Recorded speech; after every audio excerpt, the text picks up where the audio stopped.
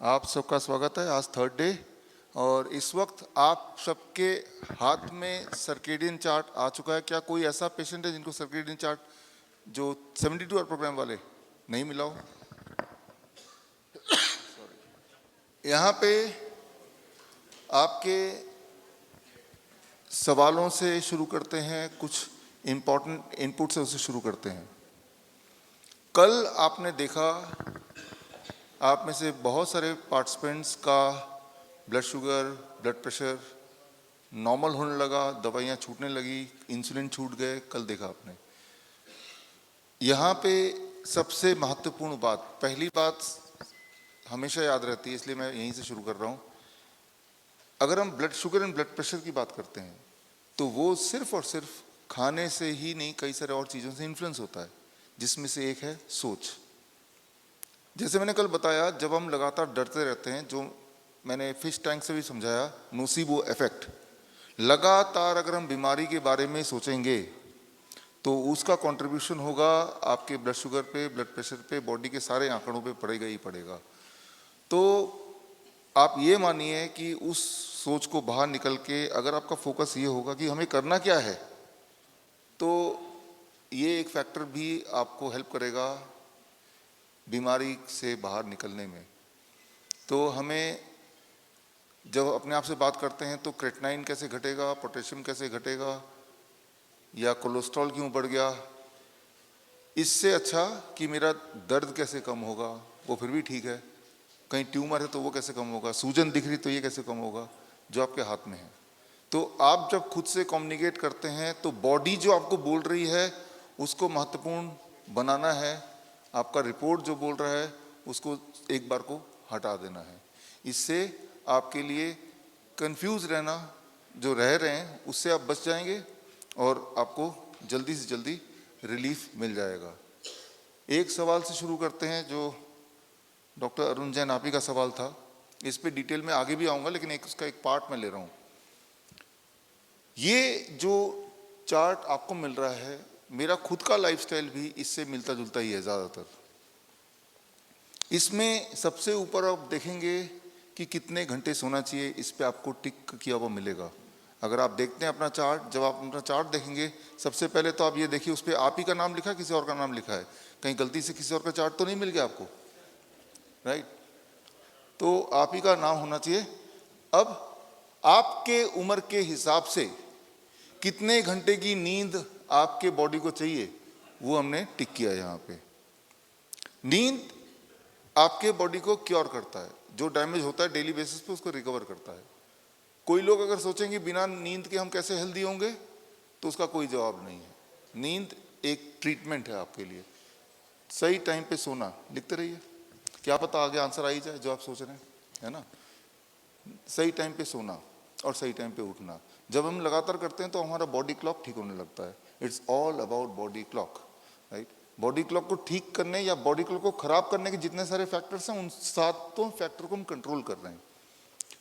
कल ये जब चार्ट बना, मैं और मेरी टीम, शायद हमें 1:30 बज गए, 2 बज गए बनाते बनाते, क्योंकि वो सारे आंकड़े जो 3 दिन के आपके लिए, पहले की जो हिस्ट्री ली आपने, आते जाते जो आपने बोला, उन सबको इंक्लूड करके इतना टाइम लग गया।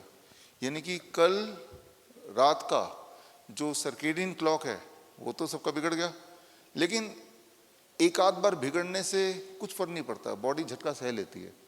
जिस तरह से आपकी गाड़ी है, रोड पे चलती है, एक आध बार कहीं गड्ढा आ भी गया तो गाड़ी सही लेगी, लेकिन गड्ढे में ही गाड़ी चलाएंगे तो ही, और काफ़ी समय तक चलाएंगे तो वो गाड़ी फिर ब्रेक डाउन आ जाएगा। तो कभी कभी मैं समझता हूँ कि इसको फॉलो नहीं भी कर सकते हैं, लेकिन वो हफ्ते में 1 बार 2 बार 3 बार हो सकता है। लेकिन अगर बोले हम फॉलो ही नहीं कर सकते, यानी कि आपने एक्सेप्ट कर लिया कि मुझे बीमार रहते हुए जिंदा रहना है। मेरा जो लाइफस्टाइल है, ज़्यादातर टाइम मेरी ट्रैवलिंग ही होती है, वियतनाम में, मलेशिया में, जहाँ जहाँ हमारे सेंटर हैं वहाँ मैं जाता हूँ, और भारत में भी जहाँ जहाँ सेंटर है वहाँ, राइट? अभी आज यहाँ परसों चंडीगढ़ में हमारा लेक्चर है, तो वहाँ तो ट्रैवलिंग में मुझे कभी भी पूरे दुनिया में कहीं भी जाऊँ मुश्किल नहीं आई इसको फॉलो करने में, कभी भी नहीं। एटलीस्ट डाइट पार्ट, क्योंकि डाइट में करना क्या है, सुबह तो फल ही तो खाना है। दुनिया में ऐसी कौन सी जगह जब फल नहीं मिल सकते? हमारे चॉइसेबल फल नहीं मिल सकते, लेकिन मुझे पता है केले हर जगह मिल जाते हैं, हर मौसम में मिल जाते हैं। ना तो उसको धोना है, ना उसको काटना है, ना कुछ करना है, बस छीला और खाया। तो अक्सर कहीं जाता हूँ तो मुझे पता है कि 1 दर्जन केले खा लिए तो मेरा 12 बजे तक का काम हो गया, वो भी टैक्सी में चलते चलते खा लिया। तो मैंने अपने लाइफस्टाइल में उसको फिट कर दिया कि सुबह, और मुझे पता है कल मैं ट्रैवल करूंगा तो क्यों ना केला आज ही खरीद के रख दिया, या एयरपोर्ट से जब बाहर निकल रहे सबसे पहले क्यों ना साथ वाली सब्जी दुकान से खरीद लिया। तो दिस इज अ माइंडसेट। जिस तरह से शराबी शराब ढूंढ ही लेता है ना, कहीं भी क्यों ना जाए, क्योंकि वो माइंडसेट है, वो उसकी नजरें वही देखती है हमेशा। ठीक उसी तरह से एक माइंडसेट है, राइट। और फॉर एग्जाम्पल मुझे पता है कि मैं बाहर जाऊंगा तो लंच एंड डिनर मिला के करीब 700 ग्राम सलाद मुझे खाना है फॉर एग्जाम्पल। तो 3 दिन के टमाटर खीरा मैंने लेके होटल में रख दिया फॉर एग्जाम्पल, और खीर और एक चाकू और एक पीलर, वो भी मेरे पास ऑलरेडी है चेक इन लगेज में। तो कम से कम 50% ऑफ द डाइट का ख्याल तो मैं रख ही पा रहा हूँ अपने आप, जिसके लिए किसी और पर निर्भरता है ही नहीं, चाहे मैं दुनिया किसी भी कोने में हूँ। बाकी जो थोड़ा बहुत पार्ट है, चलो भाई वो तो उतनी फ्लेक्सिबिलिटी हमें है, राइट। जब तक आप पूरी तरह ठीक नहीं हो जाते तब तक जरूर स्ट्रिक्टली करना है, तब तक your health should be a priority, right. तो उसके लिए बहुत ज़्यादा हो तो 1 महीना, किसी को 2 महीना, किसी को 3 महीना, that's all. After 3 months with lot of flexibility, this is the best way to handle yourself, easiest, right? क्योंकि आपको कुक तो करना नहीं है, वैसे ही तो खाना है। तो जो लोग वैसे नहीं खा सकते तो सम टाइम मैं जूसर भी लेके जाता हूँ, छोटा सा इतना कॉम्पैक्ट जूसर आता है लेक्सन, हैंड हेल्ड, कहीं भी लगा दो और उसका जूस निकालो, राइट। और वो खुद जल्दी धुल भी जाता है, 5 मिनट में डिसमेंटल भी हो जाता है। तो इसका मतलब ये है कि जब आपको पता है कि हम ट्रैवल कर रहे हैं तो उस तरह से, जब पता है ट्रैवल कर रहे हैं तो हम सूटकेस लेते हैं, उसके अंदर कपड़े भी लेते हैं, उसके अंदर सारी चीज़ें, टूथपेस्ट पेस्ट प्लानिंग करते हैं ना, है ना। तो ये प्लानिंग का पार्ट है।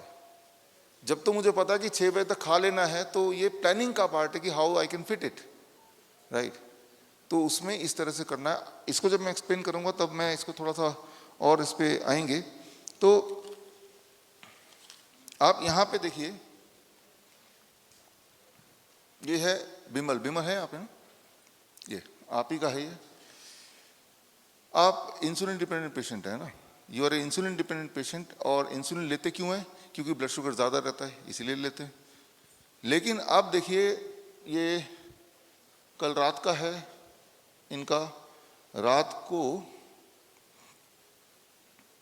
ये सुबह 3 बजे का ब्लड शुगर है, आधी रात का।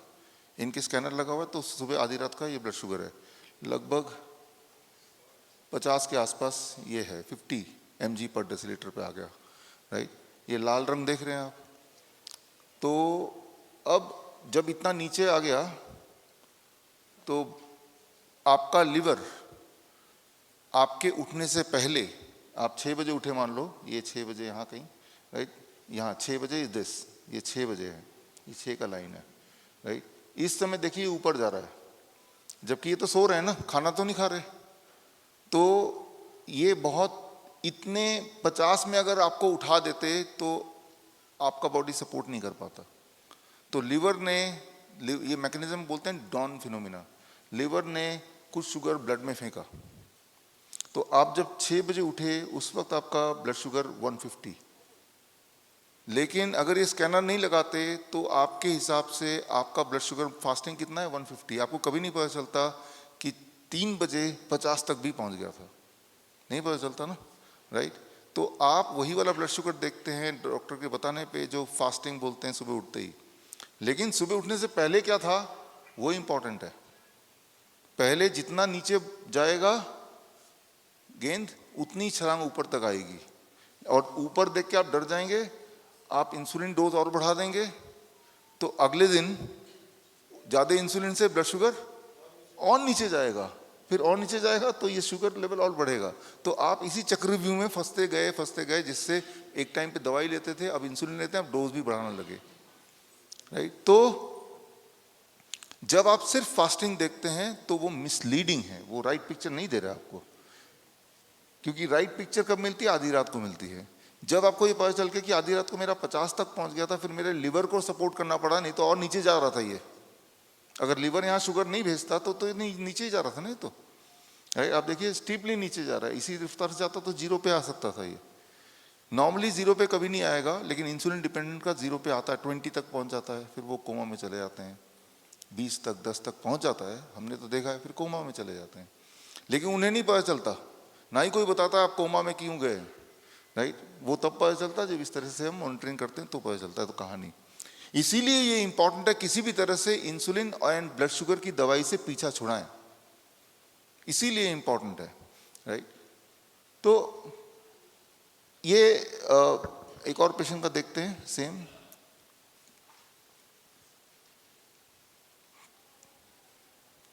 दिस इज अनदर पेशेंट, ये वियतनामीज पेशेंट है, वो इंग्लिश बैच में होंगे। तो ब्लड शुगर नीचे आता है और हमारे उठने से पहले अगर काफ़ी नीचे चला गया तो लिवर हमें सपोर्ट करता है। तो जो आपका ब्लड शुगर है वो रात से हमें एक्सपेक्ट, कई बार ऐसे देखेंगे रात को सोने से पहले ब्लड शुगर था 220, सुबह उठने के बाद हो गया 250, तो लगता है कि पूरे रात भर में वो बढ़ क्यों रहा है।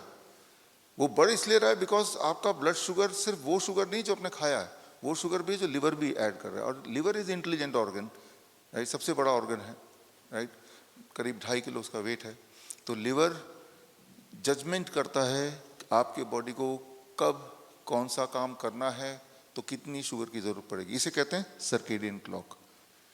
रोज आपका जो दिन से शाम को या करते हैं, बॉडी हैज रिकॉर्डेड इट, तो उस हिसाब से बॉडी एक दिन पहले प्लान कर लेती है कि कितने बजे कितने इंसुलिन की आपको जरूरत पड़ सकती है। तो जितना आपका शेड्यूल एक जैसा रहेगा उतना आपके लिवर के लिए प्रिडिक्ट करना आसान रहेगा। इसी को बोलते हैं बॉडी क्लॉक, सर्केडियन क्लॉक। लेकिन अगर ये आपका लिवर या आपका ब्रेन ठीक से प्रिडिक्ट नहीं कर पा रहा आपका नेक्स्ट मूव क्या होगा, तो फिर वो रैंडमली कुछ भी शुगर बढ़ाएगा घटाएगा, एंड तब बॉडी में बीमारी आती है। तो हर चीज, जैसे ब्लड शुगर है, हर समय एक जैसा नहीं रहता, वो तो आप देख ही रहे हैं, वो बढ़ता घटता रहता है, और सिर्फ खाने से कनेक्शन नहीं, उसका कई सारे बॉडी के और मैकेनिज्म से भी कनेक्शन है। तो आप सिर्फ एक ही काम कर सकते हैं, बॉडी को एक अच्छा माहौल दे सकते हैं जिससे इट कैन सर्वाइव। एक गाड़ी को अच्छी तरह चलाने के लिए आप ये कर सकते हैं, उसका फ्यूल अच्छा कर दें और गाड़ी का रोड अच्छा कर दें और ड्राइविंग ठीक रखें, यही आपके हाथ में है। The same rule is here, वही चीज आप यहाँ पे देखते हैं।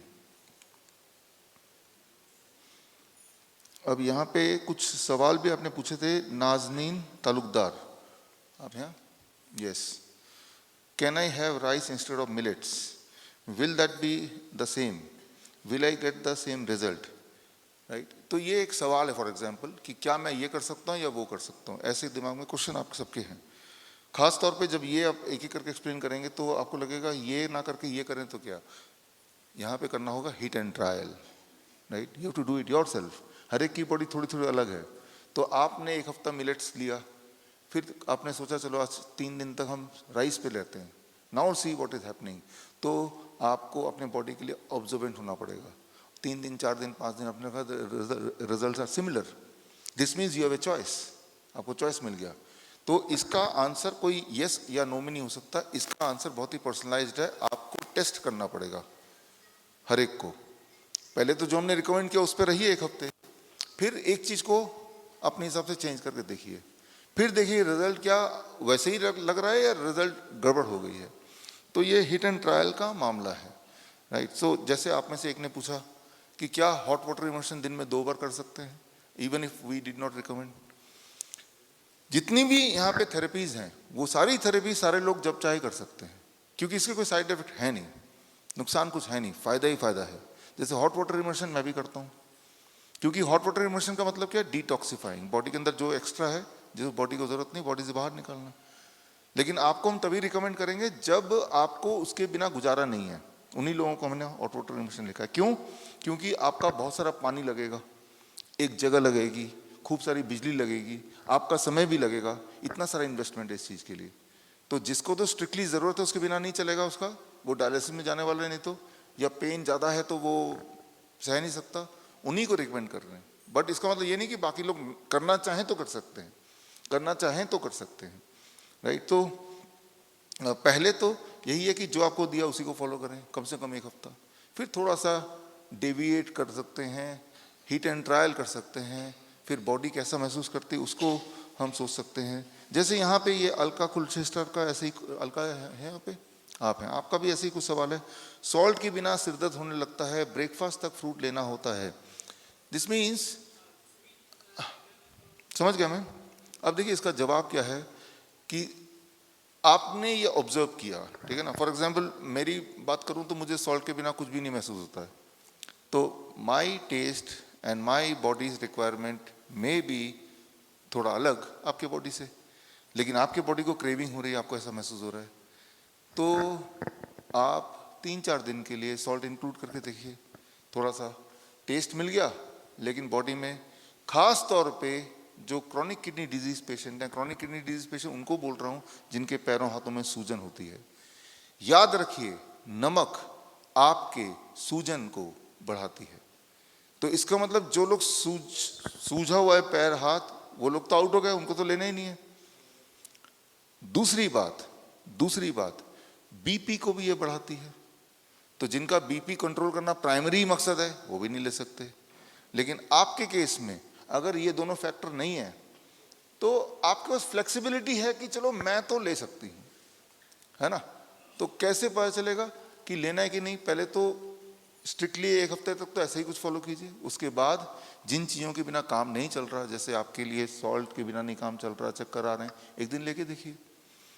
लेकिन सिर्फ हम अलर्ट करते हैं जिनके जो क्रॉनिक किडनी डिजीज के पेशेंट हैं, जिनको बॉडी में स्वेलिंग रहती है, वैसे लोग, उनको बोलते हैं पहले आपके सिम्टम चले जाएं तब आप उसको ऐड करें, राइट।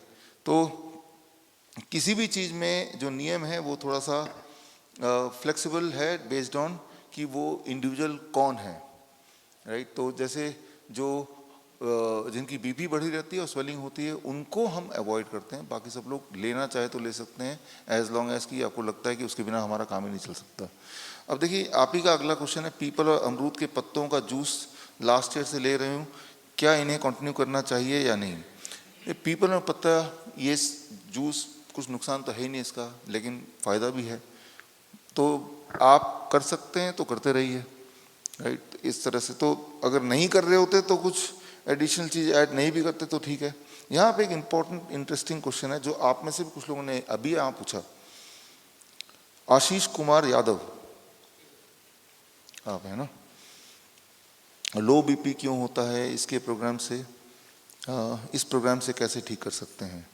देखिए ये ज़रा समझिए, सभी लोग आपके काम आएगा। 2 ही चीज़ है, या तो बीपी लो होगा या बीपी हाई होगा, राइट।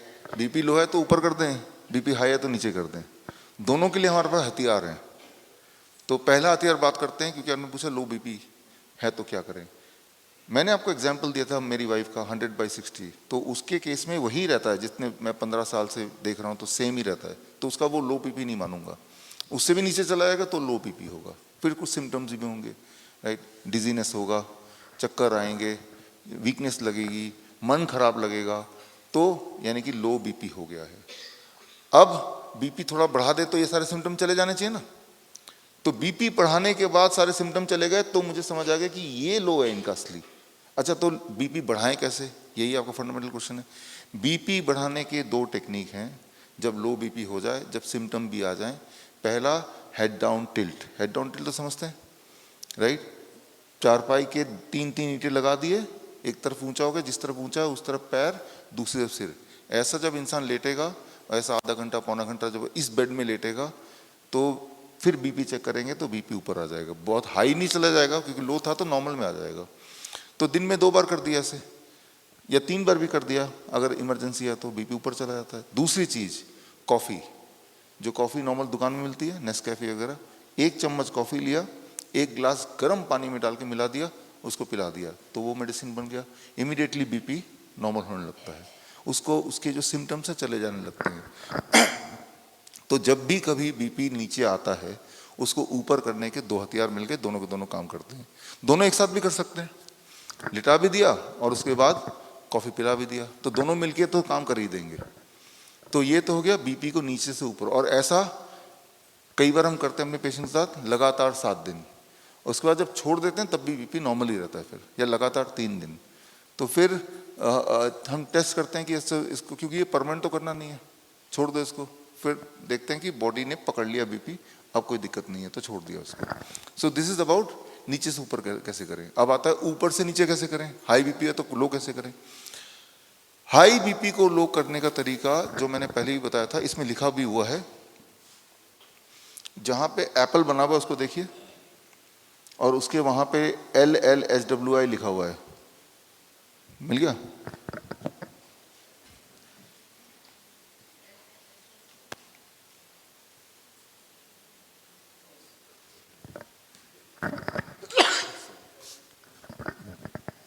ये वाला lower leg hot water immersion, यानी कि बीपी को नीचे करने के लिए ऐसे लोगों को, हर एक के घर में कुर्सी है, कुर्सी और एक बकेट में दोनों पैर डाल दिया और बकेट का वाटर का टेम्परेचर 42 डिग्री सेल्सियस, और ऐसे जब बैठता है और ऐसा आधा घंटा पौना घंटा करता है तो बीपी उसका डिप होने लगता है, नीचे आने लगता है।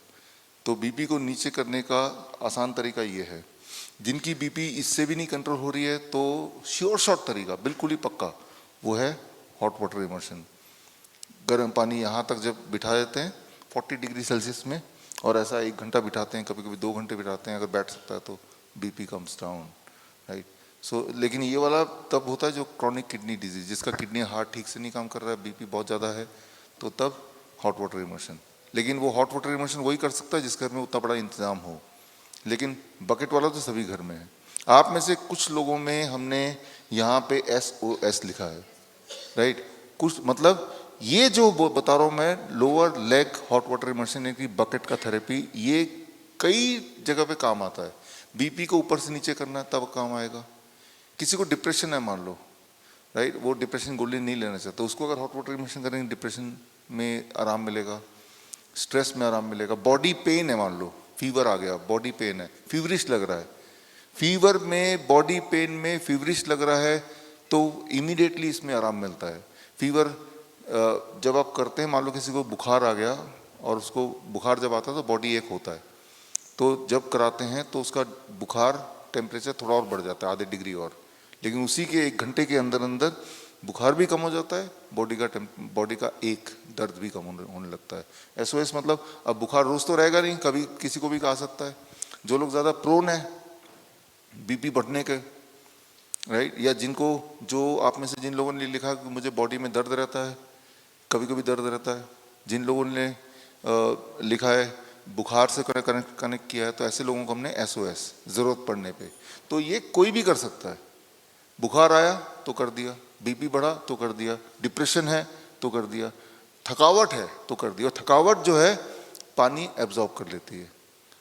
अगर आप थक गए हैं, कमज़ोर फील कर रहे हैं, तो ऐसे बैठ जाएंगे, जैसे मैंने बोला lower limb hot water immersion, तो थकावट चली जाएगी, राइट। तो इट एब्जॉर्ब्स, राइट, ये ब्लड सर्कुलेशन को बढ़ाता है और ब्लड वेसल को डायलेट करता है, और उससे आपके बॉडी में इस तरह के हार्मोन बनते हैं जिससे आपके सूदिंग इफेक्ट लाता है, आपकी एनर्जी लाता है, आपके जो बॉडी में मान लो कोई वायरल इन्फेक्शन है, इन्फेक्शन को मारता है। कैसे मारता है? At high temperature virus disintegrate, टूटने लगता है हाई टेम्परेचर पे। ये मैंने पहले ही बताया। कई बार लोगों को एक ही दिन में 2 बार 3 बार भी करना पड़ सकता है कि टेम्परेचर ठीक हो गया, बॉडी भी चला गया, 1 घंटे बाद फिर हो गया, फिर दोबारा कर लो, नुकसान तो कुछ है ही नहीं, राइट। तो ये एक टूल है, एक हथियार है आपके पास जो कई तरीके से लोगों में काम कर सकता है। तो अब यहाँ पे और कुछ सवाल आपने पूछे हैं। एक शहनाज खन्नम, अरे देर आप हैं यहाँ पे? शहनाज जी आप हैं पीछे बैठे, उनकी जगह है, आप हैं? ठीक है, बैठे रहिए बैठे रहिए। तो जवाब भी आप दे देंगे, उनको बता देंगे, ठीक है। वो जब आएंगे तो उनको दे देंगे जवाब। वो नहीं आई ना अभी, खराब है, ठीक है, तो वहां जाके देख लेंगे। बैठिए प्लीज। अब यहाँ पे कुछ सवाल और भी हैं, जैसे एक ने पूछा स्टेंट के बारे में, अभी पूछा था ना स्टेंट के बारे में, जिनके स्टेंट लगा हुआ है आप थे। बहुत ही इंटरेस्टिंग बात आप समझिए, क्योंकि स्टेंट लग गया तो जिंदगी भर दवा खाना है, that is how it is, है ना। हार्ट की दवा खाना है, ब्लड थिनर लेना है, क्यों स्टेंट लग गया। स्टेंट क्या काम करता है उसको समझ लीजिए आप। स्टेंट एक मेटलिक या नॉन मेटलिक छोटा सा जैसे जैसे आपके पेन में स्प्रिंग होता है, वैसे ही वो स्प्रिंग है एक, राइट, छोटा सा, जो कि फिट कर देते हैं ताकि वो ब्लॉकेज को खोल दिया जबरदस्ती और ब्लड जा सके। Stent is a foreign matter, body का पार्ट तो है नहीं। आपके बॉडी की टेंडेंसी है कहीं भी अगर कोई फॉरेन मैटर है तो उसको ढकना। मान लो कहीं पे कोई कील चला गया तो वहाँ पे फिर सूजन हो गया, वहाँ पे वो एक्टिविटी हो गई, उसको ढकने की बॉडी उसको ढकने की कोशिश करती है। तो जहाँ पे भी स्टेंट होता है वहाँ धीरे धीरे क्लॉटिंग बढ़ता है, विद इन 5 years वो स्टेंट पूरा ब्लॉक हो जाता है, most of the people, right. तो स्टेंट अगर है तो स्टेंट की आयु 3 साल से 5 साल ही है, क्योंकि वो फॉरेन मैटर है और फॉरेन मैटर ही रहेगा, राइट। तो ये तो मानिए कि वो स्टेंट या तो ब्लॉक हो गया होगा या ब्लॉक होने वाला होगा, इट डिपेंड्स ऑन कितने साल हो गए, राइट। तो अब बॉडी क्या करती है कि या तो कोलेटरल आर्टरी नया खोल देगी तो आपको पता ही नहीं चलेगा, आपको लगेगा स्टेंट की वजह से मैं जिंदा हूँ, जबकि नए आर्टरी खुल गए, ब्लड वहाँ से जा रही है, तो स्टेंट की उस वाले आर्टरी के ब्लॉक होने से कुछ फर्क नहीं पड़ रहा, ठीक है ना। या फिर आपको पेन होगा तो यानी कि स्टेंट बंद होने से नए आर्टरीज नहीं खुले, तो आपको पेन नहीं हो रहा, इसका मतलब नए आर्टरीज खुल गए होंगे, राइट। तो नए ब्लड वेसल्स बन गए होंगे, जो कि नेचुरल प्रोसेस है। It is called collateral arteries, natural bypass. Natural bypass आप गूगल करेंगे या फिश टैंक मॉडल में मैंने दिया है उसका रेफरेंस, वो देखेंगे तो ये बॉडी का नेचुरल तरीका है कि अगर एक जगह से रास्ता बंद हो जाता है तो दूसरा एक रास्ता बॉडी खुद ही बना लेता है। लेकिन बॉडी के लिए दूसरा रास्ता बनाना आसान है जब बॉडी को एक माहौल दिया जाए। उसी माहौल को हम सर्केडियन चार्ट बोल रहे हैं कि क्या खाना है, कितने बजे खाना है, राइट। तो टेक्निकली अगर बात करें तो क्या वो हार्ट की दवाई लेते रहना चाहिए? उसके लेने से कोई एक्स्ट्रा प्रोटेक्शन मिल जाएगा ऐसा है नहीं। और रहा सवाल खून के पतला करने को, खून अगर ज़्यादा पतला हो जाएगा तो भी आपको अल्सर हो जाएगा, तो भी इंटरनल ब्लीडिंग हो जाएगी। अक्सर लोग इंटरनल ब्लीडिंग से मरते हैं। तो वो हार्ट के ऊपर जितने ट्रायल हुए हैं ब्लड थिनर लेने में कि ब्लड थिनर फायदेमंद है कि नहीं, तो ये देखा गया कि जो लोग, इस बात को ध्यान समझिए, जो लोग ब्लड थिनर लेते हैं, मान लो 2 ग्रुप, ये पूरे हार्ट के पेशेंट हैं, सभी को स्टंट लगे हैं, सभी को एक हार्ट अटैक आ चुका है। आधे लोग ब्लड थिनर ले रहे हैं, आधे लोग नहीं ले रहे हैं। अब ये देखते हैं कि इनमें से हार्ट से कौन जल्दी मरता है। तो देखा गया है कि जो लोग नहीं ले रहे हैं उनमें हार्ट से मौतें ज़्यादा हो रही हैं। तो इससे क्या साबित होता है कि वो लेना चाहिए। लेकिन ये देखा गया है जो लोग ले रहे हैं वो लोग फिर इंटरनल ब्लीडिंग से ज़्यादा मर रहे हैं। तो मौत तो तब भी हो रही है, बल्कि ओवरऑल मोर्टेलिटी इज हायर। तो हमें तो बस ये सहूलियत मिल जाएगी कि ब्लड थिनर लेंगे तो हार्ट से नहीं मरेंगे, लेकिन उससे पहले कैंसर से मर जाएंगे, ये सहूलियत हो जाएगी। मतलब अल्टीमेट रिजल्ट ये बोल रहा है। लेकिन उसको पेश ऐसे किया कि अगर ये लेंगे तो हार्ट से मौत नहीं होगी। अगर किसी को खास तौर पे ये जिद है कि मुझे हार्ट से नहीं मरना, चाहे किसी और चीज़ से मर जाऊं, तो वो ब्लड थिनर ले सकते हैं। कंक्लूजन ये है ट्रायल का, राइट। तो लेकिन जो डाइट आप ले रहे हैं ये डाइट भी ब्लड थिनर है। टमाटर खा रहे हैं, मूली खा रहे हैं, गाजर खा रहे हैं, ये भी ब्लड थिनर ही है। ये भी ब्लड को उतना थिन करता है जितने बॉडी को जरूरत है। इसे कहते हैं कंडीशनल थिनिंग। हर जगह जरूरत नहीं, जहां पे ब्लॉकेज है वहीं जरूरत है।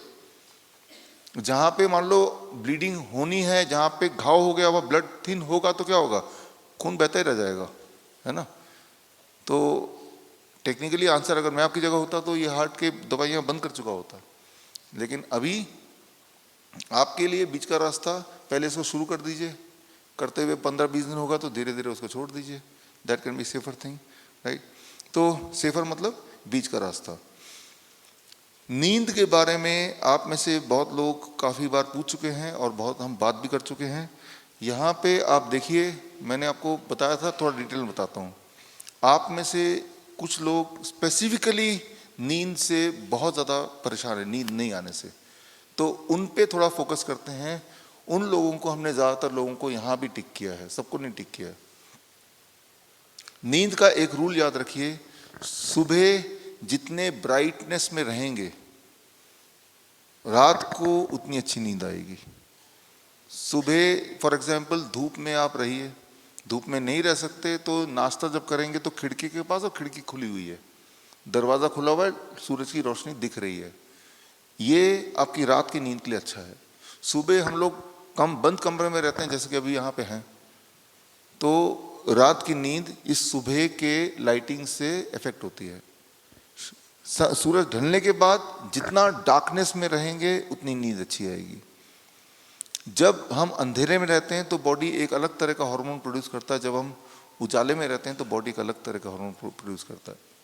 सुबह जब हम उजाले में रहेंगे तो बॉडी प्रोड्यूस करेगी से कॉर्टिसोल। कॉर्टिसोल सुबह जितना ज़्यादा प्रोड्यूस होगा, रात को मेलेटोनिन जो कि नींद वाला हार्मोन है वो उतना ज़्यादा प्रोड्यूस होगा, राइट। तो ये दोनों आपस में एक दूसरे से कनेक्ट होके काम करते हैं, ठीक उसी तरह से जैसे हार्ट और किडनी आपस में कनेक्ट होके काम करते हैं। तो यहाँ पे हमने बोला है कि जो लोग इस प्रकार के, मान लो जो डिप्रेशन के पेशेंट हैं या एंजाइटी है जिनको, या जिनको नींद की दिक्कत है, सुबह ब्राइटनेस आप देखिए कि फॉर एग्जांपल आप ट्रेवल कर रहे हैं, अगर आपकी छत है गाड़ी में तो छत को खोल दीजिए, सीधा लाइट पड़ रहा है आपके ऊपर। इस तरह के बहाने ढूंढने पड़ेंगे। आपने तय कर दिया कि जब मुझे ब्रेकफास्ट करना है तो मुझे ऐसी जगह बैठना है जहाँ पे लाइट आती हो अच्छी खासी। सूरज की लाइट, जैसे ये लाइट है, आपने पहले दिन मेरे रिकॉर्डेड वीडियो में देखा होगा, इस लाइट को अगर मेजर करेंगे लक्स मीटर से तो 300 लक्स होगा, जबकि अभी बाहर चले जाएंगे तो वो 1 लाख लक्स होगा लाइट। तो सूरज की लाइट का मुकाबला ये लाइट कभी कर ही नहीं सकती। तो यानी कि जितना लाइट में रहेंगे दिन में उतनी अच्छी नींद आएगी रात में, जितना लाइट में रहेंगे रात में उतनी खराब नींद आएगी रात में, राइट। तो ये कुदरत का कानून है। भगवान को नहीं पता था कि भाई इंसान कुछ ऐसा करेगा कि लाइट अपने हाथ में ले लेगा, और अपने हाथ में लाइट पिछले 150 साल में आया, 130 साल में आया। उससे पहले बिजली नहीं थी, तब लाइट के लिए ज़्यादा मोमबत्ती जला लेंगे। मोमबत्ती की लाइट भी कितनी होती, बहुत ज़्यादा तो नहीं होती, राइट।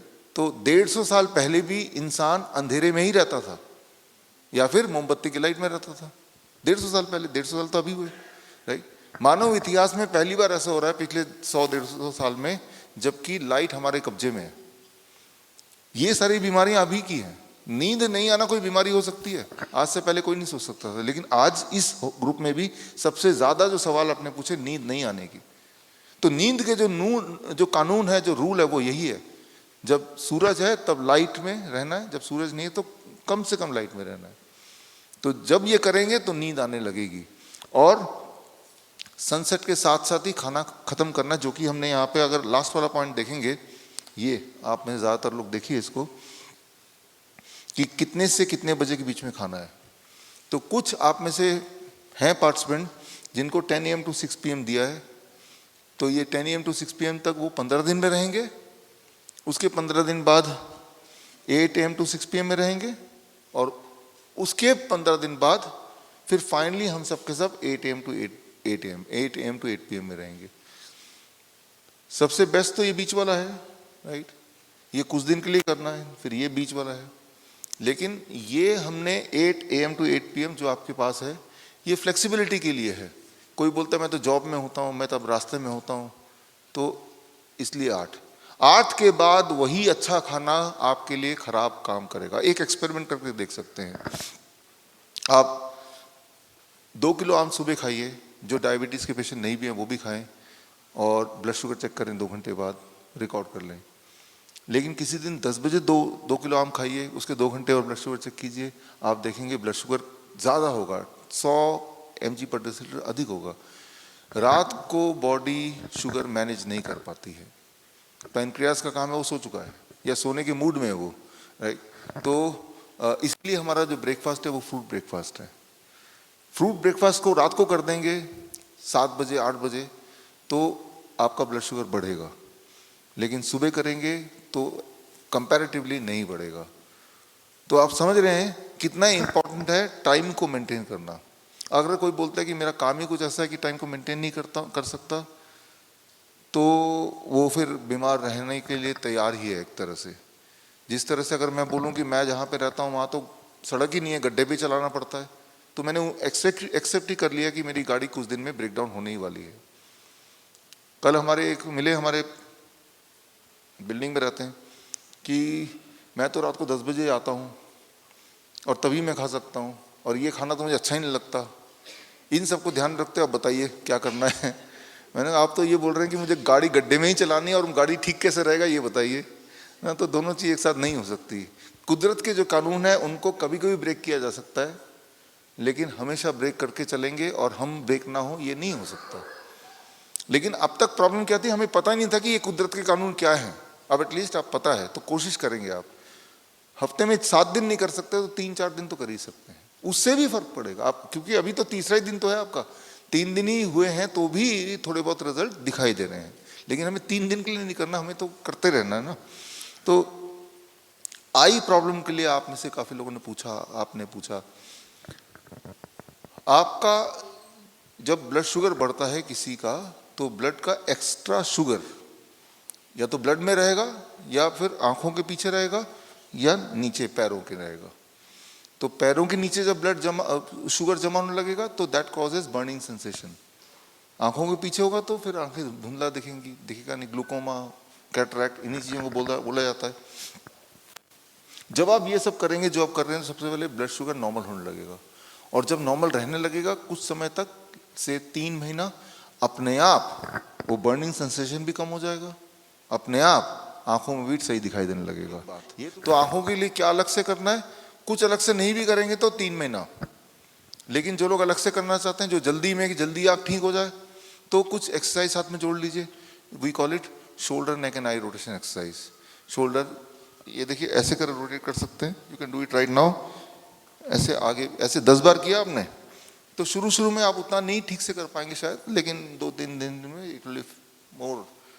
गलत से भी करेंगे तब भी कुछ ना कुछ असर हो ही रहा होगा। 10 बार इधर 10 बार उधर, हाँ किया हुआ है। तो ये 15 मिनट रोज करना है जो लोग नहीं करते हैं और करना चाहते हैं तो ये ऑप्शनल चीजें हैं, ये सपोर्टिव चीजें हैं। शोल्डर नेक 10 बार 10 बार, नेक 10 बार, राइट। और ये 10 बार इस तरफ या 5 बार इस तरफ और इस तरफ। And the most important is I. अब देखिए अगर आई को रोटेट करना है तो I can do it like this, right. जो लोग नहीं कर सकते, शुरू में आप किसी की मदद लेंगे, मान लो मेरी उंगली को आप देखिए, if I rotate like this, इसी को फॉलो करते रहेंगे तब भी वो काम करेगा। कोई आपका दोस्त जो आपके सामने खड़े होकर ऐसे करेगा। तो जब इसको हम जोड़ देते हैं विद द सर्केडियन चार्ट, इसमें डाइट अपने आप में रोल तभी कर सकता है जब खाने के टाइमिंग से उसको मैच करेंगे, ये इंपॉर्टेंट है ना। तो कई बार ऐसे होता है कि हम तो डाइट ले रहे हैं, मैंने कल भी बताया था, क्यों नहीं उतना फायदा हो रहा है, तो पता चलता है डाइट तो ले रहे हैं लेकिन टाइमिंग में थोड़ा सा हमको गड़बड़ है। तो टाइमिंग को फिक्स कर दिया, डाइट को फिक्स कर दिया, तो मामला बड़ा फास्ट हो गया। तो आपको आई के लिए या बर्निंग के लिए बहुत ज़्यादा अलग से कुछ करने की ज़रूरत नहीं है, हमें अपने खून को ठीक करना है बस। ब्लड को, ब्लड तो हर जगह पहुंच जाएगा, आंखों में भी पहुंचेगा ब्लड, वही ब्लड पहुंचेगा आपके पैरों में भी। तो हम बेसिकली ब्लड को प्यूरिफाई करने की कोशिश कर रहे हैं। अब यहाँ पे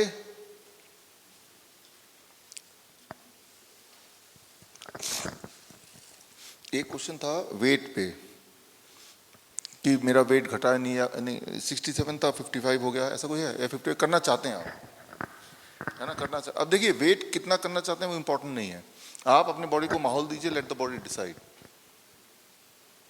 कैसे पता चलेगा जो वेट आपका है वो आपको कम वेट तो नहीं है? Are you feeling energetic, that is a question. क्या आप भाग सकते हैं, क्या आप एनर्जेटिक फील कर रहे हैं, क्या आप जल्दी थक जाते हैं? इस तरह के सवाल पूछना अपने आप को। अगर आप एब्सोल्युटली एनर्जेटिक फील कर रहे हैं, अगर आपको थकावट नहीं हो रही इन कंपैरिजन टू आप ही के बाकी लोगों के कंपैरिजन में, अगर आपको नींद अच्छी आ रही, तो जितना भी आपका वेट है वो वेट आपके लिए काफ़ी है, ठीक है। कई बार लोग बोलेंगे इतने पतले क्यों दिख रहे हैं, वो लोगों के आंखों से आपको देखते हैं, लेकिन आपको अपने बॉडी के सिम्टम से पहचानना है। आप ऐसा कोई टारगेट रखने की जरूरत नहीं मुझे अपना वेट 55 करना है, या बॉडी मास इंडेक्स जो एक जनरली एक टेबल दिया जाता है कि इतना हाइट हो तो इतना वेट है, वो एक सुपरफिशियल टेबल है। आपको ये देखना है कि क्या मैं एनर्जेटिक हूँ, क्या मेरे पूरी ताकत है। If the answer is yes, तो जो बॉडी का वेट है लेट इट बी। लेकिन कई लोग हैं जिनका वेट डीआईपी डाइट आने के बाद लगातार घटने लगता है। इसका मतलब जो डाइट वो ले रहे हैं वो क्वांटिटी को बढ़ाना है। अगर क्वांटिटी नहीं बढ़ाएंगे तो और बॉडी वेट लगातार गिर रहा है तो बॉडी बता रही है कि यू नीड टू ईट मोर। क्योंकि इस तरह के डाइट में कई बार ऐसा होता है कि लोगों की जो खाने की इच्छा वो थोड़ी कम हो जाती है, यार यही खाना है तो ऐसे ही ठीक है, उनकी भूख भी चली जाती है, ऐसे भी लोग हैं कुछ, तो वो तब उनका वेट भी कम होने लगता है। आप में से जिनके पास स्कैनर है, स्कैनर कितने लोगों ने लगाया है यहाँ पे इस ग्रुप में? एक तो आपने लगाया, और स्कैनर है किसी के पास? आपने लगाया, हाँ वो बाहर है अभी। तो ये दो ही इस ग्रुप में है जिनको स्कैनर लगा। स्कैनर हम उनको लगाते हैं जो इंसुलिन डिपेंडेंट है, ताकि उस तरह से हम डिटेल में पता कर सकें। ये स्कैनर 14 दिन तक लगा रहता है, 14 डेज तक वो रिकॉर्डिंग होगी। यानी कि आप जब घर जाएंगे और स्कैनर लगा है, नहाना वाना सब कुछ है, तो ये स्कैनर आपको लगातार नज़र रख रहा है आपके ब्लड शुगर पे। घर जाके लड्डू खाएंगे तो भी स्कैनर में आ जाएगा, है ना। तो 14 दिन बाद ये स्कैनर आपको निकालना है, निकाल के आप कुरियर कर देंगे हमारे ऑफिस में। तो हम उसको लैपटॉप में डाल के देखेंगे क्या रहा, और उसके बाद इंटरप्रिटेशन आपको भेज देंगे। तो वो इन्फॉर्मेशन थोड़ा बहुत आपके बारे में, आपका ब्लड शुगर लेवल के बारे में थोड़ा कुछ बता देगा। वो इसलिए क्योंकि आप इंसुलिन डिपेंडेंट थे। नॉर्मली इतने नज़र रखने की ज़रूरत नहीं है हमें अपने ब्लड शुगर पे नॉर्मली।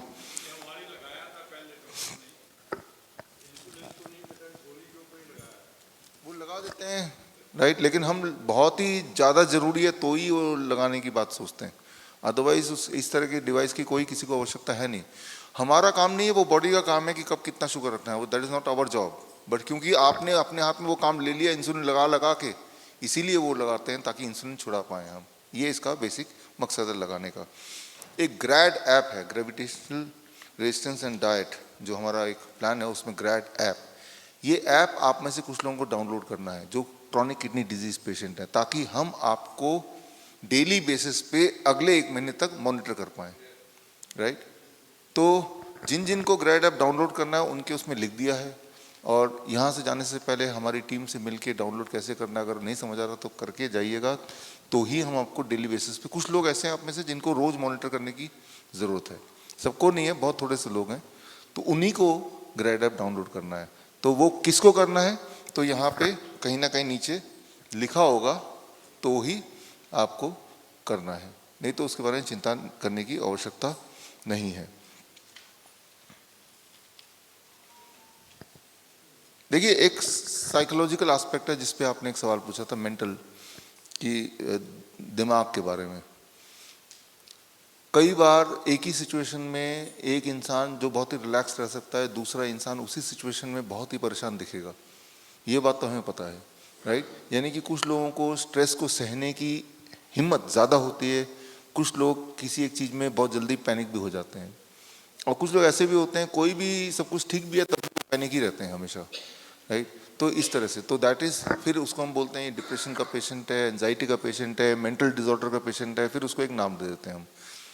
अब यहाँ पे एक बात समझना होगा कि आपकी धरती आपके डिप्रेशन को एब्जॉर्ब करने की ताकत रखती है।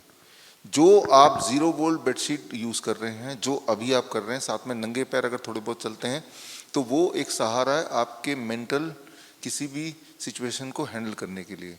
ऑटोमेटिकली आपका बॉडी इस तरह का हार्मोन बनाएगा कि उसी स्ट्रेसफुल सिचुएशन में आपको उतना ज़्यादा स्ट्रेसफुल नहीं लगेगा। तो आपके दिमाग में पॉजिटिविटी अपने लिए लाने के लिए धरती से जितना जुड़ेंगे उतना हो पाएगा। तो आंसर क्या है कि धरती से जुड़ने के बहाने ढूंढिए। जैसे एग्जाम्पल ले रहा हूँ, मेरे में अगर आप आएंगे तो मेरे ऑफिस में जहाँ मैं बैठता हूँ ये मैट लगा हुआ है परमानेंटली, यानी कि पूरे दिन भर में 12 घंटे में अगर ऑफिस में बैठता हूँ तो 12 घंटे में धरती से जुड़ा हुआ हूँ, और रात को जब मैं सोता हूँ मान लो 7 घंटे 8 घंटे तब भी मैं धरती से जुड़ा हूँ। तो आप देखिए कि मेरा अगर मान लो 20 घंटे 24 घंटे में से मैं धरती से जुड़ा ही हूँ। तो इस तरह से आपको अपना कस्टमाइजेशन करना है कि आपके लाइफस्टाइल में क्या फिट बैठ सकता है। तो हमने अपने पेशेंट्स में देखा है कि ये 0 वोल्टेज जिसे हम बोलते हैं, इससे एटलीस्ट मेंटल वाला जो काम है वो पहले दिन से दूसरे दिन से शुरू हो जाता है। एक इंटरेस्टिंग बात, जैसे आप गाड़ी जब चलाते हैं, गाड़ी के जो पहिए हैं वो तो टायर हैं, राइट, वो रबर के हैं, तो और ऊपर से रोड में चल रहे हैं, तो गाड़ी is insulated from the earth. लेकिन जब ट्रेन चलती है, ट्रेन के पहिए लोहे के होते हैं, ट्रेन की पटरी भी लोहे की है, और उस पटरी को जमीन से जो जोड़ के रखता है, वो जो वहाँ पे जो नट बोल्ट्स हैं वो भी सब लोहे के हैं, राइट, जो हिंज है वो भी सब लोहे के हैं। तो आप जब ट्रेन में बैठते हैं, हमारे इमरजेंसी हेल्पलाइन नंबर है, उस इमरजेंसी हेल्पलाइन नंबर में कभी कोई भी फ़ोन कर देता है कि हम ट्रेन में जा रहे हैं, बॉडी में बहुत दर्द है, क्या करें। तो ऐसे में हमने देखा है कि हम जब उनको बोलते हैं कि आपका जो ट्रेन का लोहा है, चाहे वो बंक का वो जो एक लोहा है, उसको पकड़ो और ऐसे आधा घंटा बैठे रहो, तो जब उसको पकड़ते हैं तो वो धरती से कनेक्ट हो गए ट्रेन से, राइट। और ऐसा जब कुछ देर तक करते हैं तो पकड़े रहते हैं, तो बॉडी का जो पेन है वो धीरे धीरे कम होने लगता है। ऐसे कितने केसेस हैं जो रिपोर्ट करते हैं। सिंपल चीज़ है, धरती से जुड़ने के बहाने ढूंढने पड़ेंगे, राइट। हम में से हर एक के घर में ज़मीन नहीं भी हो सकती है, कोई लोग फ्लैट पर रहते हैं, कोई बोलते हैं हम तो इतने ऊपर रहते हैं, हम कैसे नीचे। आपको जो मिला है, बेडशीट मिला है, उसके साथ एक कॉपर का रॉड मिला है और साथ में तार भी है, वो मेरे ख्याल 10 मीटर का तार है। सेकंड फ्लोर में भी रहेंगे तो वो 10 मीटर का तार नीचे तक जाएगा और धरती से आप जोड़ सकते हैं उसको। कॉपर का तार को, कॉपर का जो रॉड है उसको अंदर तक धरती में गाड़ना पड़ेगा, मिट्टी में, राइट। मैं रहता हूँ 7th फ्लोर में, 7वीं मंजिल में, तो मैंने उसी तार को और लंबा खरीद लिया और अपने घर के बालकनी से उसको नीचे डाल दिया। तो ऐसा करते हुए भी मुझे लगता है अभी 1 साल से ऊपर हो गया है। तो लेकिन अभी तक तो किसी पड़ोसी ने कुछ बोला नहीं, राइट। तो इसका मतलब किसी को नज़र नहीं आया होगा, ध्यान नहीं दिया होगा, इतनी से तारें और भी जा रही होंगी। तो अगर कुछ करना चाहते हैं तो अपने सिचुएशन के हिसाब से, जैसे मैंने अपने घर में कस्टमाइज़ किया, अपने ऑफिस में कस्टमाइज़ किया, आप भी कर सकते हैं। जैसे ट्रेन में मैंने एग्जाम्पल दिया, तो प्रिंसिपल्स आपको पता चल गया कि बॉडी को क्या ज़रूरत है, आपका जो लाइफ स्टाइल है उसमें कहाँ क्या फिट होगा, उसकी थोड़ा सा सेटिंग करने की आवश्यकता आपको है। अब यहाँ पे अगर आप देखेंगे, पहले वाले में इंडिकेटिव कि कितने घंटे सोना चाहिए वो हमने लिखा है। वो उससे कम जब करते हैं नींद तो बॉडी गेट टायर्ड। 1 दिन 2 दिन में नहीं होगा, लगातार करते रहेंगे तो, राइट। और ये जो सेकंड वाला आप अपने उसमें देखिए, ये है 0 वोल्ट। ये सबके लिए कॉमन है, इसलिए टिक करने की जरूरत नहीं, कॉमन फॉर एवरीबॉडी कि 0 वोल्ट बेडशीट पे आपको सोना है। जो बेडशीट आपको मिली गई है तो इसी पे सोना है, राइट। तो तीसरा पानी जो इम्पॉर्टेंट है। ये थोड़ा सा एक क्वेश्चन आप में से कोई पूछ रहा था हीमोग्लोबिन के बारे में भी, कि हीमोग्लोबिन कम है। हमारे पास ऐसे बच्चे हैं, we call them thalassemia patients, जिनका हीमोग्लोबिन कम रहता है, 5, 6, 4, 3, 2, मतलब आपको सुन के भी शॉकिंग लगेगा, 2, 2.5 ऐसे हीमोग्लोबिन भी चला जाता है, मतलब जिससे इंसान की मौत हो जाती है, हो सकती है, होती रहती है। वो लोग सवाल लिखिए, लिख के दीजिए। ये भी सवाल जो है आप लोगों ने लिख के दिया है, बीच में नहीं पूछे, या पूछना तो आखिर में पूछे। तो जो हीमोग्लोबिन लेवल कम हो जाता है, ऐसे पेशेंट, थैलेसीमिया के पेशेंट्स, उनको हर महीने, किसी को 6 महीने में, किसी को हर महीने, किसी को 15 दिन में एक बार ब्लड चढ़ाना पड़ता है। जिस तरह से आपकी गाड़ी में फ्यूल टैंक में नज़र पड़ रहती है, जब फ्यूल कम होने लगता है तो पैनिक हो जाते हैं, जल्दी से फ्यूल भरा लेते हैं।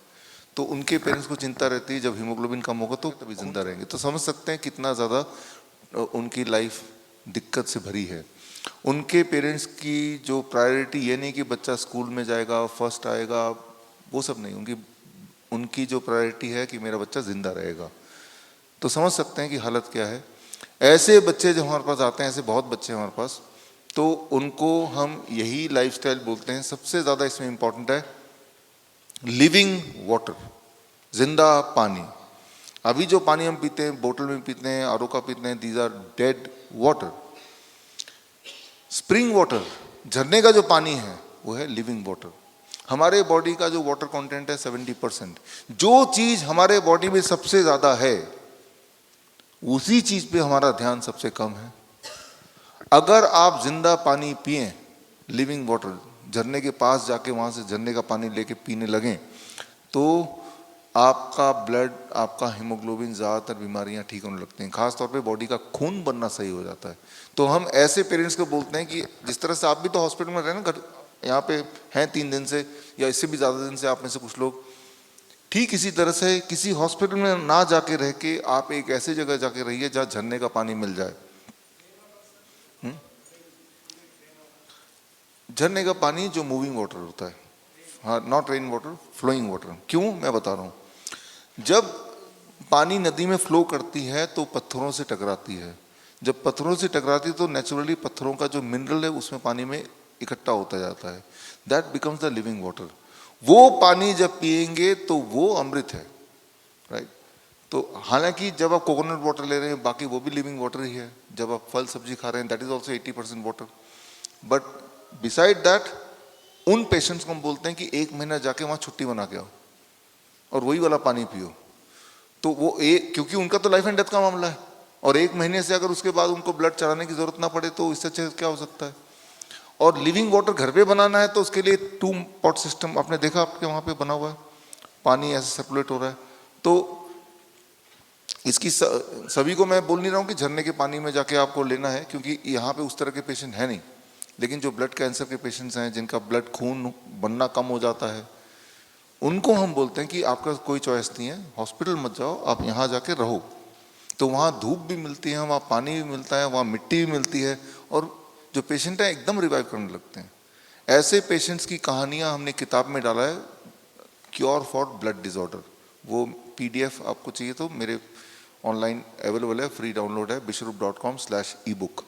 तो उनकी कहानियाँ उनके फ़ोटो के साथ किस तरह से झरने के पानी से जुड़ते हैं, किस तरह से पेड़ों को टच करते हैं, मिट्टी में खेलते हैं। तो मिट्टी है, पेड़ है, पानी है, धूप है, इससे जब आप डिसोसिएट हो जाएंगे तो आप हेल्दी कैसे रहेंगे। ये हमारी खुराक है, राइट। तो ये खुराक जैसे उनको भरपूर दे दिया गया, वो ठीक होने लगे। उनके पेरेंट्स को हैरानी हो रही थी कि भाई हमें तो बोला गया ज़िंदगी भर जब तक बच्चा जिंदा है तब तक ब्लड चढ़ाना पड़ेगा, लेकिन अब तो चढ़ाना नहीं पड़ता है, 1 साल भी हो गया नहीं पड़ता है ना। तो that is the importance of living water. अब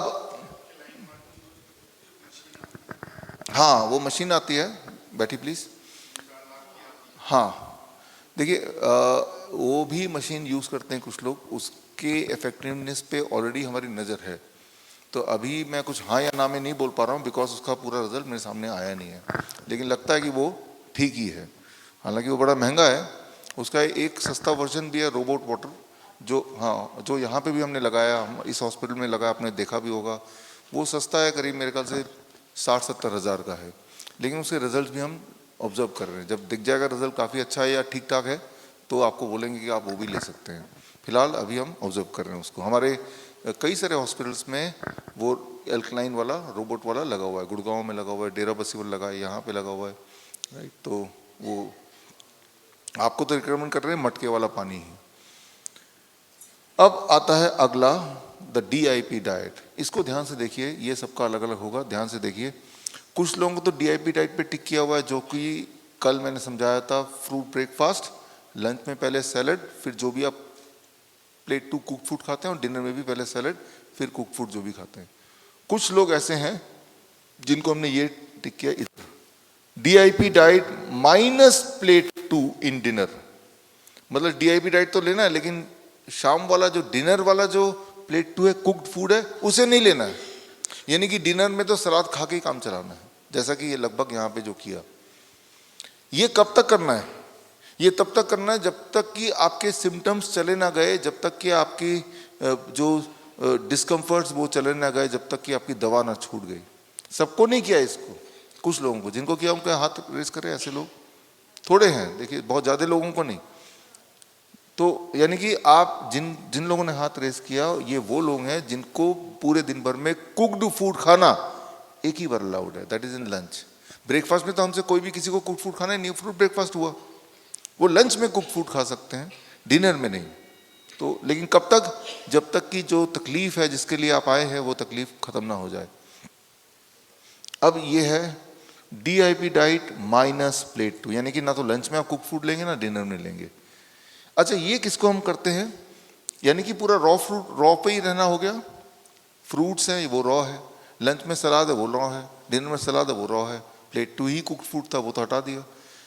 खास तौर पे जिनको मुंह के अंदर कुछ ना कुछ दिक्कत है, जिनको गले के अंदर कुछ ना कुछ दिक्कत है, राइट, जिसके ट्यूमरस ग्रोथ है गले के अंदर ही, मुंह में किसी के छाले हो गए, किसी को ट्यूमर हो गया जिसे डॉक्टर कैंसर बोलते हैं, राइट, मुंह अंदर से इतना सूज गया कि बाहर से ही नजर आ रहा है, तो इस केस में DIP diet minus plate 2 I recommend कि आप पूरी तरह रॉ में रहो। कुछ लोगों के यहाँ पे इतना सूज जाता है या गले का अंदर ही ट्यूमर है तो वो खा ही नहीं पा रहे, तो उनको लिक्विड, फिर उनको हम बोलते हैं इसकी जगह पे DIP डाइट सॉफ्ट, मतलब जैसे मान लो फ्रूट्स को गले के नीचे उतारने के लिए या तो चबाओ या उसको मिक्सी में डालेंगे तो स्मूदी बन जाएगा, फिर उसको धीरे धीरे निगल लो। तो वो अगर किसी के अंदर ही ट्यूमर है, जैसे कि यहाँ भी एक पेशेंट है, तो निगलने में भी दिक्कत होगा। संतोष जी यहाँ बैठे ना, कहाँ बैठे हैं आप? बैठे हैं, बैठिए बैठिए। तो निगलने में दिक्कत होगी। यहाँ पे एक बात आपको याद रखना है, जब वो फूड यहाँ से ट्रेवल कर रहा है, लिक्विड ट्रेवल कर रहा है, तो वो लिक्विड क्या है इस पे निर्भर करता है कि वो जो भी ट्यूमर है वो बढ़ेगा या घटेगा। अगर वो लिक्विड दूध है तो दूध आपके ट्यूमर का खुराक है, it is a food for the tumour. जितनी बार दूध पी रहे हैं, जितनी बार चाय पी रहे हैं, वो ट्यूमर को आप खाना दे रहे हैं, ट्यूमर बढ़ता जाएगा, राइट। तेल वो उस ट्यूमर का खुराक है। कुक्ड फूड, रोटी सब्जी दाल चावल राजमा, ये सब ये उस ट्यूमर का खुराक है। तो एक तरह से उस ट्यूमर को ग्रो करने के लिए सामग्री आप मुंह से उन तक पहुंचा रहे हैं। तो आपकी मजबूरी है कि आपको सिर्फ और सिर्फ रॉ में रहना है, उसको भी लिक्विड में। Fruit juice, vegetable juice, fruit smoothie, vegetable smoothie, जिसमें कोई नमक नहीं, कोई मसाले नहीं है, सिर्फ और सिर्फ रॉ, जिस फॉर्म में कुदरत ने बनाया है उसी को लिया, बस लिक्विड कर दिया उसका, और ताजे ताजे जब पी रहे हैं तो धीरे धीरे। अब जो वो फ्रूट जूस, वेजिटेबल जूस उस ट्यूमर को छूता हुआ जाएगा तो ट्यूमर को ऐसा माहौल कर देगा, जो माहौल मान लो अगर मैं बोलता हूं यहाँ पे इस केस में कि अगर मैं इसको हटा दूं तो माहौल क्या है, अगर इसको निकाल दूं धीरे धीरे धीरे धीरे ये सूखता जाएगा, है ना, तो धीरे धीरे वो ट्यूमर भी कम होता जाएगा। तो फिलहाल आपके ऊपर है। आप कई बार लोग ऐसे होते हैं कि भाई जो हमारी आदत बनी हुई है कि एक तरह से पर्टिकुलर, जैसे मान लो आदत है कि हमें चाय पीना ही पीना है, अरे थोड़ा सा तो लिया, थोड़ा सा चाय हमारे लिए नुकसानदेह नहीं है, लेकिन उनके लिए जिस तरह से मान लो एक चिंगारी है, वो चिंगारी नुकसानदेह नहीं है, लेकिन चिंगारी एक ऐसी जगह पड़ जाए जहां तेल ही तेल है तो वही फायर बन जाएगा, राइट। तो यानी कि इनको जिनके मुंह से जुड़ा हुआ प्रॉब्लम है, ट्यूमरस ग्रोथ है, तो DIP डाइट सॉफ्ट। तो ये जजमेंट आपको खुद भी करना है, खुद भी करना है कि अच्छा मुंह में दिक्कत है। मुंह में दिक्कत किसी को भी कभी हो सकती है, कम होती है, किसी को कभी कभी हो सकती है। जैसे मुंह में दिक्कत हुआ तो आपने DIP डाइट माइनस प्लेट 2 और इसको भी सॉफ्ट में करना है, राइट। ज़्यादातर हमने देखा कि हम टेस्ट पे जाते हैं, नॉर्मली इंसान तो टेस्ट को ही देखता है जो भी टेस्टी लगता है। तो आप सबने जिंदगी भर जीभ की बात मानी, बॉडी की बात नहीं मानी, बॉडी बीमार पड़ गया। जीभ किसी का बीमार पड़ा कभी? क्योंकि जीभ को खुश रखा ना आपने, राइट। इसलिए किसी का कोई बोले मैं जीभ में बीमार भी हो गई, जीभ को आपने खुश रखा तो वो बीमार नहीं होती। अब बॉडी को खुश रखें तो वो बीमार थी तो ठीक हो जाएगा, है ना। तो इस तरह सोचना है कि आपने अपनी ज़िंदगी के जितने भी साल सिर्फ ये देखा कि मेरा जीभ क्या बोल रहा है, ये नहीं देखा कि बॉडी क्या बोल रही है। अब उसको खुश रखा तो वो कभी नहीं बीमार पड़ता। आज से अब तक कोई भी इंसान ऐसा मिला जिसका जीभ बीमार हो गया हो? हार्ट बीमार होता है, किडनी बीमार होती है, लंग बीमार होता है, ब्रेन में बीमारी है, जीभ की बीमारी नहीं होती, क्योंकि जीभ की सारी बातें मान रहे हैं आप। वो क्यों बीमार होगा, तो खुश है, राइट। तो उसी तरह से आपको बॉडी को खुश करना है, राइट। तो बॉडी को खुश कैसे करना है? जो प्रिंसिपल्स हमने डिस्कस किए 3 दिन से, उन्हीं प्रिंसिपल्स पे चलना है। उनमें से एक बहुत ही इंपॉर्टेंट है, आप देखिए, ग्रेविटी। Gravity as medicine. इसको एक बात समझिए, यहाँ पे इजेक्शन फ्रैक्शन की हम बात कर रहे थे, आपके लिए समझना आसान होगा। बैठिए। अभी जब फॉर एग्जाम्पल मैं खड़ा हूँ, आप बैठे, नीचे से ग्रेविटेशनल पुल है अर्थ का, ये समझते हैं आप, राइट। और वो हमारे ब्लड को, कोई भी लिक्विड उसको नीचे खींच रहा है।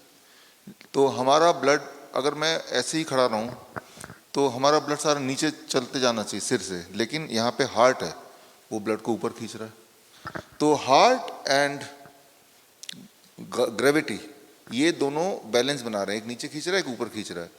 तो ब्लड फिर यहाँ पे पूरा सर्कुलेट हो पा रहा है, तो वो बैलेंस मेंटेन हो रहा है।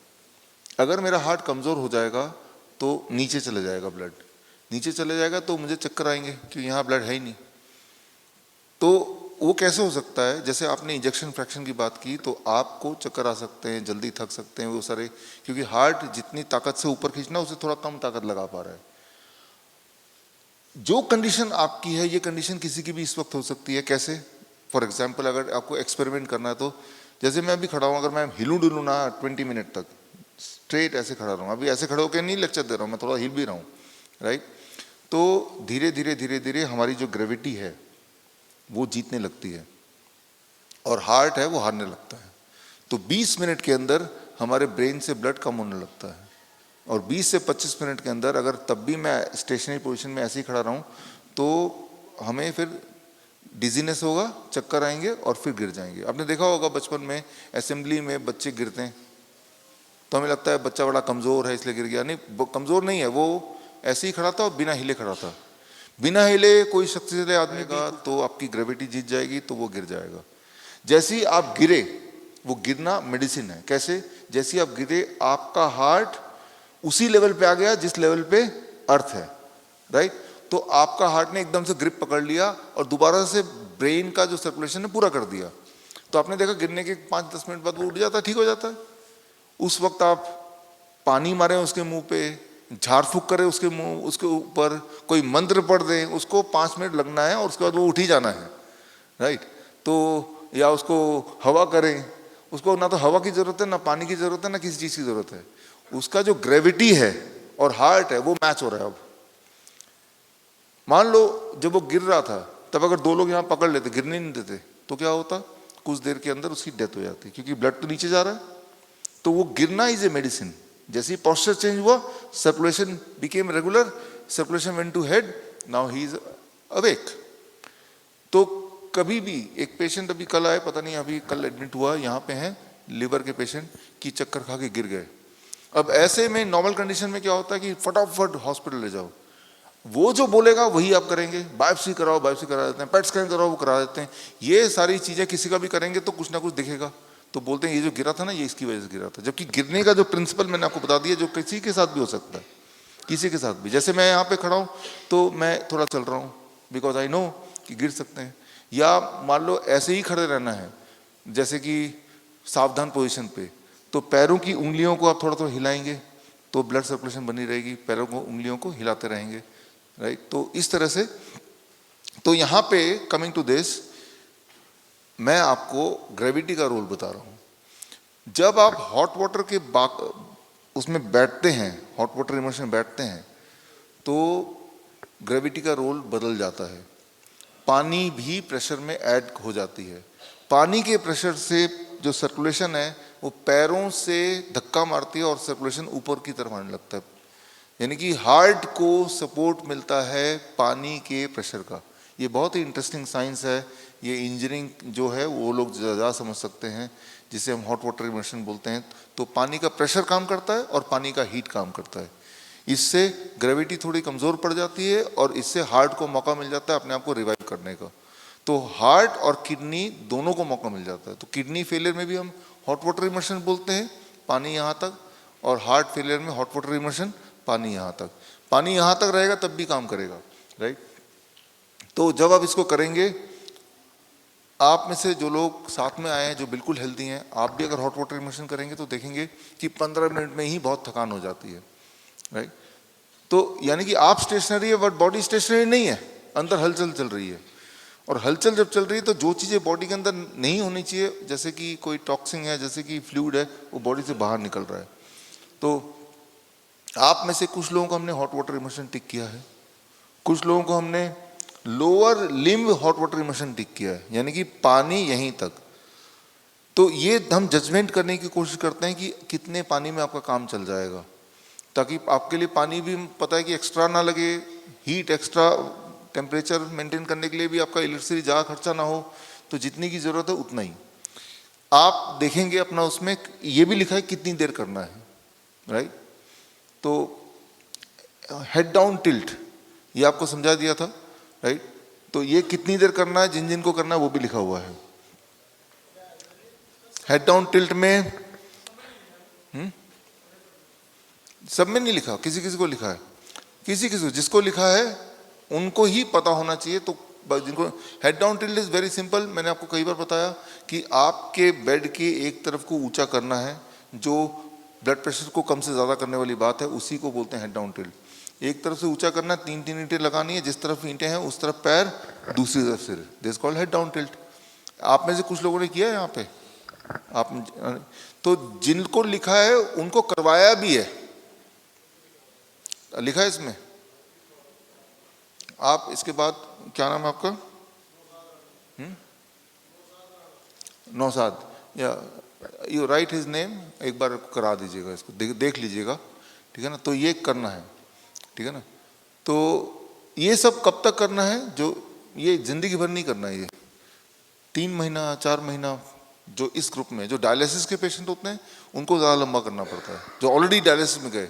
लेकिन आप में से कोई गया नहीं, क्योंकि इस ग्रुप में हमने डायलिसिस के पेशेंट को हम लंबा समय स्टे करने बोलते हैं, 3 दिन से काम बनता नहीं है उनका, राइट। तो ये सब तब तक करना है जब बॉडी के सारे सिम्टम नहीं चले जाते, जो कि 1 महीने से 3 महीना लग सकता है अप्रॉक्सीमेटली। जैसे मान लो आपका इजेक्शन फ्रैक्शन की प्रॉब्लम है, तो जब ब्रेथलेसनेस पूरी तरह चली गई, कमजोरी पूरी तरह चली गई, तो आप ठीक हो गए। तो जब आप ठीक हो गए, अगर इसमें से कोई टिक किया हुआ है तो उसको बंद कर देना है। ये परमानेंट करने की चीज़ नहीं है, राइट। ये थोड़े दिन करने की चीज़ है, जब तक कि जैसे पंचकर्मा थेरेपीज है, पंचकर्मा थेरेपी भी थोड़े दिन करना है, 15 दिन बस, फिर इसको बंद कर देना है। ये एक तरह से ये स्पेशल थेरेपीज हैं। किसको कौन सी थेरेपी करनी है वो टिक किया हुआ है ऑलरेडी। उस थेरेपी से जुड़ा हुआ जो ऑयल एक्सेट्रा जो आपको चाहिए वो आपको आपके नाम से तैयार है, इसके लेक्चर के बाद उसको आपको लेना है। जब आप ले रहे हैं तब आपको कुछ कंफ्यूजन है कैसे करना है, तो आपको पूछना है, समझना है उसको, क्योंकि घर पे आप ही को करना पड़ेगा उसको, राइट। तो ये पंचकर्मा ये सभी को करना जरूरी नहीं है। जिनको टिक किया है, जो वाला टिक किया है वही वाला करना है, थोड़े दिन के लिए करना है। कितने दिन के लिए करना है ये भी आप क्लियर करके जाएंगे, राइट। कैसे करना है, हालांकि यहाँ पे वो कराया है, लेकिन फिर भी थोड़ा बहुत कंफ्यूजन है, तो वो एक बार देख के जाएंगे। तो उसके अलावा अगर यहाँ पे नीचे देखें कौन सी दवाई कितनी छोड़नी है, कैसे छोड़ना, वो भी लिखा हुआ है। अगर ध्यान से देखें यहाँ पे, तो उसमें भी कोई कंफ्यूजन है तो आपके रेस्पेक्टिव डॉक्टर से इसके बाद मिल के जाएंगे। This becomes your circadian chart.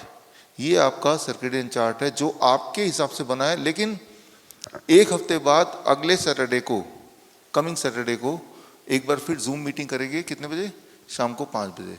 तो हो सकता है कि जो हमने अभी बनाया आपके लिए, हो सकता है, हमें लगता है उस इनपुट के बाद कि आपका या किसी का कुछ मॉडिफाई करना है तो वो मॉडिफाई करके हम बता देंगे, ठीक है ना। अभी तक का जो आपका इनपुट मिला उसके हिसाब से ये है। ये ऐसा भी रह सकता है, एक हफ्ते बाद इसको थोड़ा बहुत बदल भी सकते हैं कुछ लोगों के लिए जिनकी ज़रूरत होगी, क्योंकि एक हफ्ता जब करेंगे तो हमें पता चलेगा कि how it is affecting your body and your health. इनमें एक स्पेशल बात जो मैं आपको बताना चाहता हूँ वो है हॉट वाटर इमर्शन। ये हॉट वाटर इमर्शन ये बहुत इफेक्टिव है। कितना इफेक्टिव है, कितना पावरफुल है, इस बात को समझाने के लिए मैं एक उदाहरण दूंगा। उदाहरण है 1960 की बात है। एक एथलीट वुल्मा रुडोल्फ अफ्रीकन अमेरिकन, जो 12 साल तक उसके एक पैर में पोलियो रहा, 12 साल तक, राइट, पोलियो रहा, यानी कि वो चल भी नहीं पाती थी। 12 साल तक पोलियो रहने के बाद किसी ब्लैक डॉक्टर ने बता दिया उसकी मम्मी को कि बच्चे के जो पैर में पोलियो है वो पैर गर्म पानी में डाल के रखो। गर्म पानी में डाल के रखने के बाद 20 साल आते आते ना केवल वो दोनों पैर से चलने लगी, वो दुनिया के सबसे तेज दौड़ने वाली वर्ल्ड रिकॉर्ड होल्डर बन गई, राइट।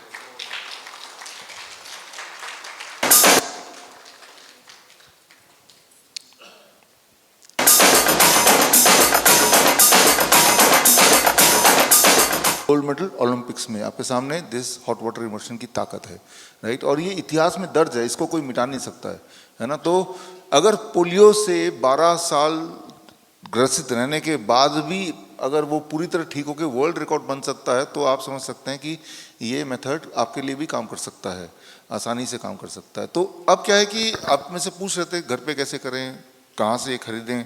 हमारे पेशेंट ने क्या किया, उन्होंने कैसे जुगाड़ किया, वो वीडियो आपको दिखा रहा हूँ कि अगर आपने सोच लिए करना है तो तरीके आपको मिल जाएंगे। उसके लिए रिसोर्सेज हो ना हो, पैसे हो ना हो, वो इम्पोर्टेंट नहीं है, ठान लिया तो हो ही जाएगा। उदाहरण देखिए हमारे पेशेंट्स,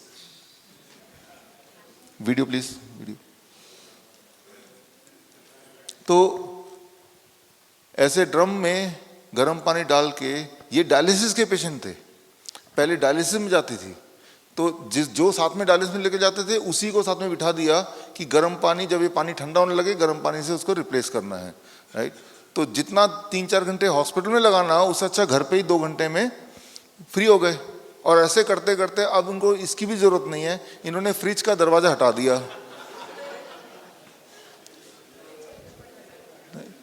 तो ये सारे ट्रू पेशेंट हैं और ये सारे एक टाइम पे डायलिसिस पे थे, राइट। ये इन्होंने एक दीवार लगा दिया अपने बाथरूम में और यहाँ तो गीजर है ही, तो गर्म पानी ठंडा पानी सेट। ये इंजीनियर साहब हैं, इन्होंने एक पोर्टेबल हॉट वाटर इमर्शन बना दिया कि जिसको कहीं भी कैरी करना हो तो कैरी करना भी मुश्किल ना हो, और पानी का टेम्परेचर मेंटेन करने के लिए भी इन्होंने यहाँ पैनल लगा दिया।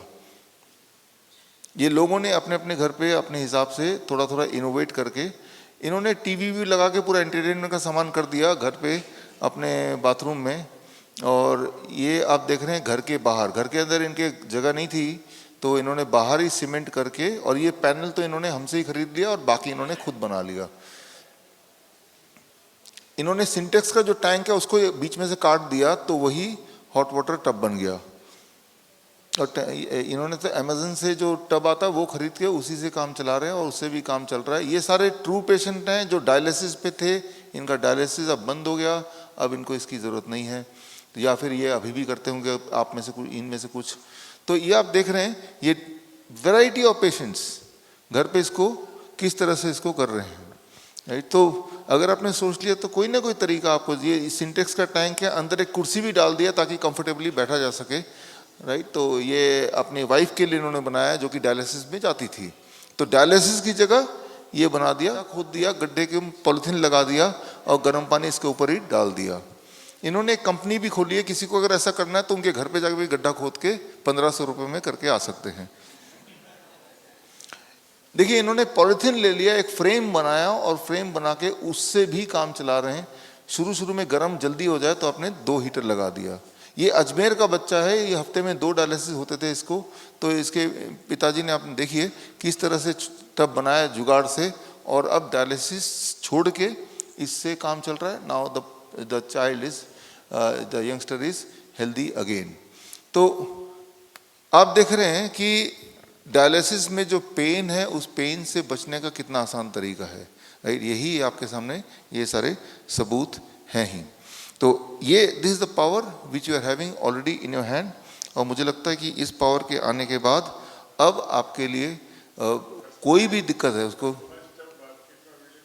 हाँ, अगर कस्टमाइज किसी को खरीदना ही है तो हमारे हॉस्पिटल जो हम बनाते हैं, तो मेरे जो वेबसाइट है bishrup.com, जो किताबें आपको मिली है उस किताब में उसका लिंक दिया हुआ है, किताब के फ्रंट पेज में दिया हुआ है। जो फिश टैंक वाला है कवर खोलते ही वहाँ मिल जाएगा। तो आप ऑनलाइन भी ले सकते हैं, दैट इज़ 35,000 रुपीज़, जिसमें पूरा किट एंड पैनल और बाथ टब फोल्डेड जिसको खोल सकते हैं, सारा कुछ है। तो मतलब ये कि अगर आपने ठान लिया कि करना है तो कस्टमाइज़ करना है तो वो खरीद सकते हैं, वो अलग अलग साइज़ में आता है, आपके हाइट के हिसाब से वो साइज़ होती है। या फिर इन लोगों ने जैसे किया, ये भी एक तरीका है। तो वैसे भी हॉट वाटर सबको तो करना नहीं है, जिन लोगों को हमने टिक किया है सिर्फ उन्हीं को करना है। बाकी लोग किसी के घर पे ऑलरेडी, कई घर पे बाथ टब होता ही है ना, तो वो कर लेंगे अपने शौकिया, तो वो अच्छी बात है। बट जिनके लिए मजबूरी है तो किस प्रकार आसानी से बिना ज़्यादा खर्चा किए भी कुछ लोग कर पाते हैं, उसका मैं आपको उदाहरण दे रहा हूँ। और साथ में मैं ये भी आपको बता रहा हूँ कि इसकी इफेक्टिवनेस, इसका पावर कितना ज़्यादा है, वो आपको याद रहेगा ओलंपिक वाले एग्जाम्पल से। राइट, कि इस पे भरोसा करें कि ना करें। उनकी जो बायोग्राफी आप पढ़ेंगे, क्योंकि सवाल पैदा होता है पोलियो था तो अचानक कहाँ गायब हो गया, इसके जो जवाब है उसको हिडन किया हुआ है, ताकि ये जो ताकत है लोगों को पता न चल जाए। हमारे बहुत सारे पेशेंट हैं जिनको स्ट्रोक हुआ, उनको पैरालिसिस हो गया, पैरालिसिस होने के बाद उनको हॉट वाटर जब करते हैं तो उनकी पैरालिसिस ठीक हो जाती है। जितने पैरालिसिस होने के जितनी जल्दी ये शुरू कर देंगे उतनी जल्दी रिकवरी होती है, right. Immediately we have to start. तो जिनको ज़्यादा टाइम हो गया उनको ज़्यादा टाइम लगेगा, राइट। तो that is the power of it. तो खैर, with this we are coming to the conclusion of this round.